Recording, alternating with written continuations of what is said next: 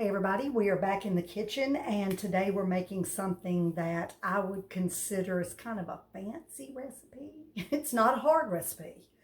Very simple. Throw your ingredients together, marinate overnight, add a little bit, pop in the oven, that kind of thing. Very simple. You got to plan ahead a little bit because you need to do the overnight marinate step, but it's a French dish called chicken Marbella. And the first time I learned about it, it was kind of like, oh, okay.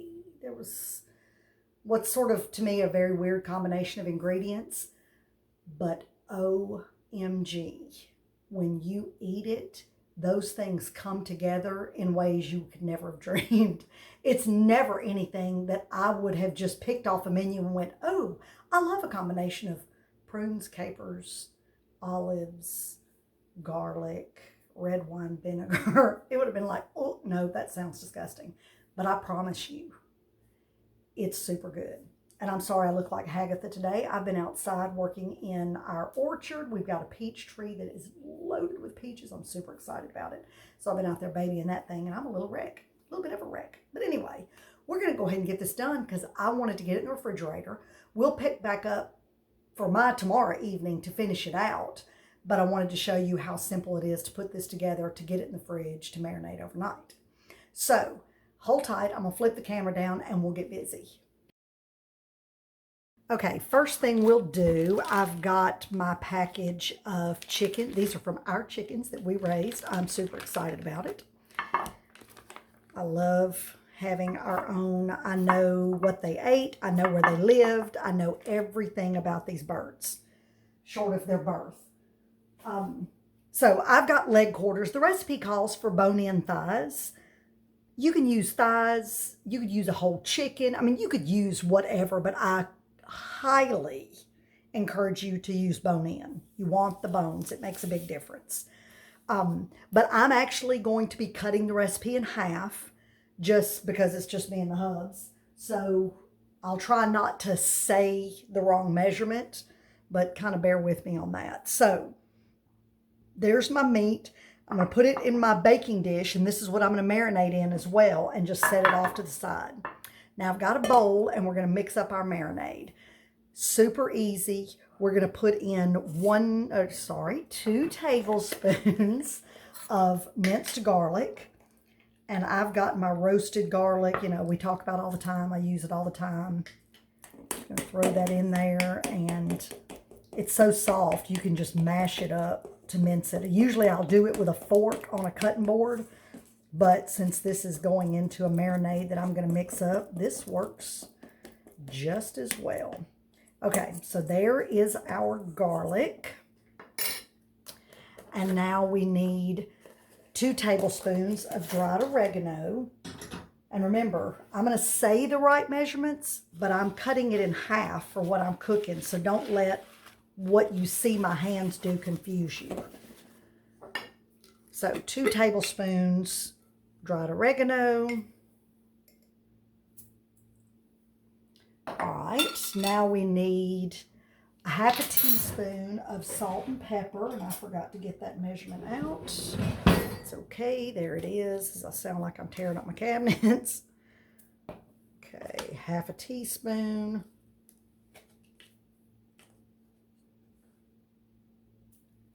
Okay, and then a 1/4 cup of red wine vinegar. So there's my Spectrum organic red wine vinegar. I can't even talk. Super good quality. I love this brand.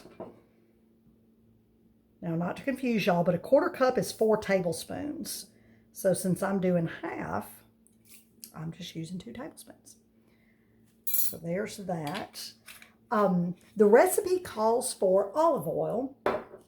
I don't put olive oil in the oven to cook because olive oil in high heat breaks down, oxidizes, becomes rancid. Nobody wants that. So I've got some duck fat. I'm pretty excited, and I'm going to use that. So again, it's a 1/4 cup. And it looks a little liquid or solid right now, but it melts super quick. So once it hits the heat of the oven, it'll be melted. It's not an issue. Now we need, this is where it gets into kind of some of the weird stuff. And oh shoot, I didn't get my cutting board out, so I'll have to pause and do that. Now we're going to need a half a cup of pitted prunes cut lengthwise. So here's my prunes. Prunes are nothing but dried plums, like raisins or dried grapes. So some people think of prunes and go, "Ooh, they're so gross." It's a plum. They're super sweet and tasty and really, really good for you. So let me grab my cutting board so I can cut these. 1 second. Okay, so here's our prune. I put a glove on just so I wouldn't get sticky fingers everywhere. So here's the thing. I usually just cut them lengthwise like that and just leave them in pretty good sized chunks because I like the flavor of them. I might cut that one twice. If you think you've got people in your family or whoever's going to be eating with you that's kind of picky-ish, mince them up smaller. It's not going to hurt a thing. The flavor will be the same. It'll be really good, but it might disguise them and you won't have to answer any questions about what are these little black things floating in my food. But I promise you, it sounds super weird, I know. And as much as I love prunes, it's something that I'm telling you, when I first learned of it several years ago, I was kind of like, yeah, this sounds a little freaky, but I'm going to give it a shot. And I am so glad I did. And so are so many of my customers. And, you know, I've had people, I'll explain to them what the dish is, and they just kind of look at me all googly-eyed, and I'm like, you got to try it. I'm telling you, you got to try it. I may have a little extra amount of prunes, but that's okay. I like them. Okay, so you got your half cup of prunes sliced, and then you need 8 large olives, Spanish olives, which are just green olives. And my jar is not open, so I'm going to stand here and bust a gizzard trying to get it open. Ah, boom, I did it. Okay. So mine are actually garlic olives, which is fine. And like the prunes, you can throw them in there whole.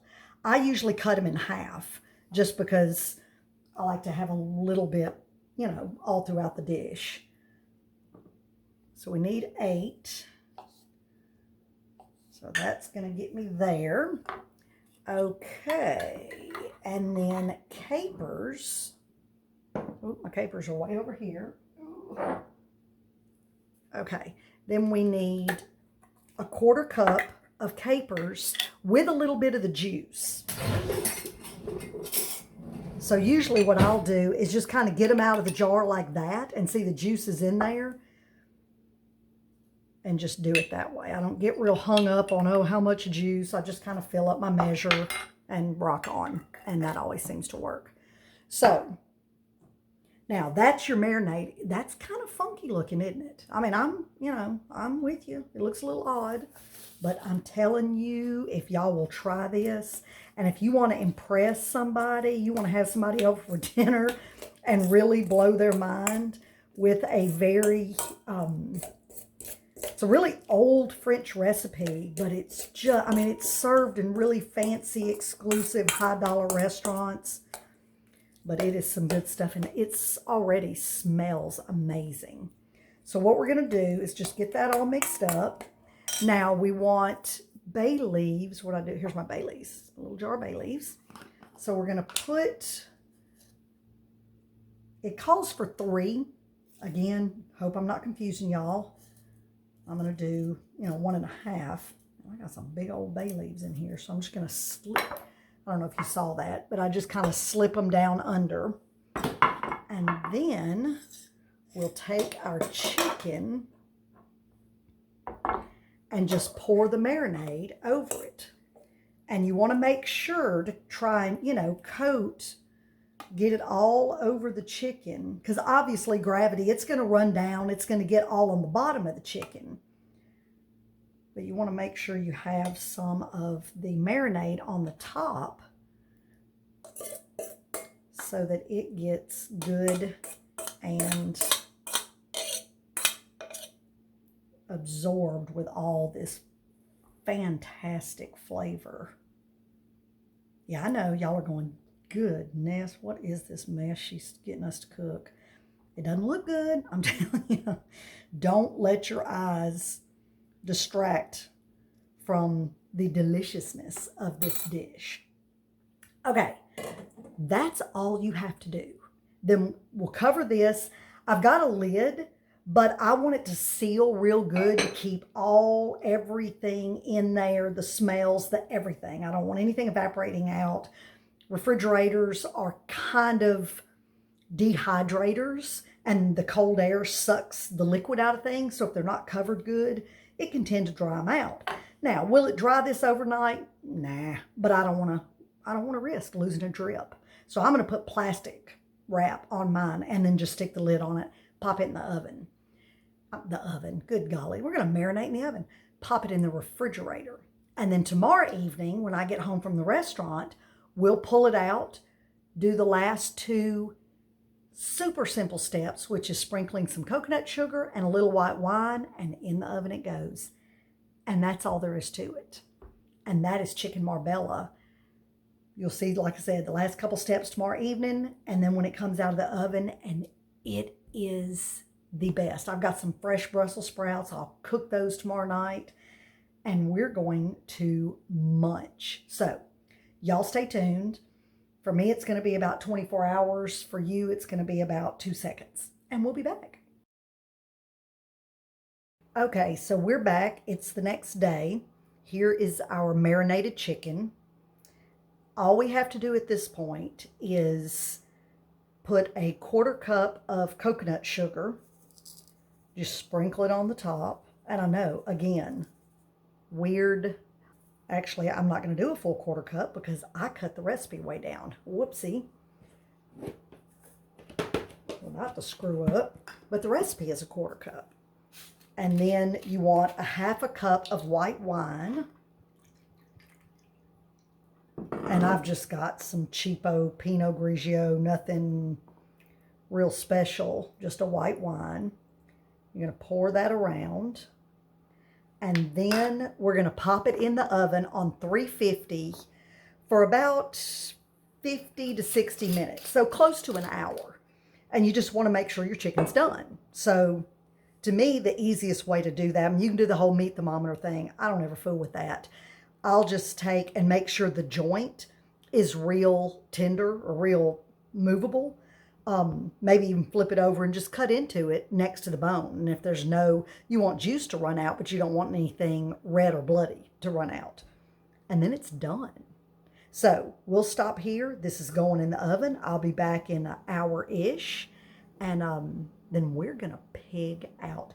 Y'all need to try this one. I know it sounds bizarre, and it probably even looks a little bizarre, but it is to die for. You got to give it a shot.